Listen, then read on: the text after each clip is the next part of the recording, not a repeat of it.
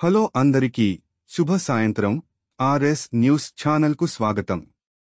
శుక్రవారం ఫిబ్రవరి 21, 2025న భారతీయ స్టాక్ మార్కెట్లు వరుసగా 4వ రోజు నష్టాలను నమోదు చేశాయి.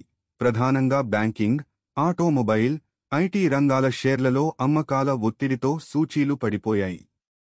సెన్సెక్స్ 424 పాయింట్లు తగ్గింది. నిఫ్టీ 117 పాయింట్లు తగ్గింది. ICICI bank, SBI bank, Kotak Mahindra bank వంటి ప్రముఖ బ్యాంకుల షేర్లు నష్టపోయాయి. ఇది మార్కెట్పై ప్రతికూల ప్రభావం చూపించింది. మహీంద్రా, టీవీఎస్ వంటి కంపెనీల షేర్లు అమ్మకాల ఒత్తిడిని ఎదుర్కొన్నాయి.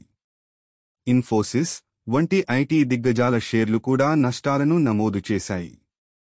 Top gainers: JSW energy, LT technology, PB fintech, KEI industries. Top losers: Cyient LTD, Godrej prop, Biocon, TVS motor.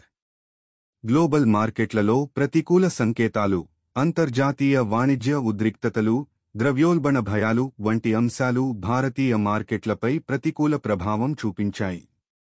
Thanks for watching.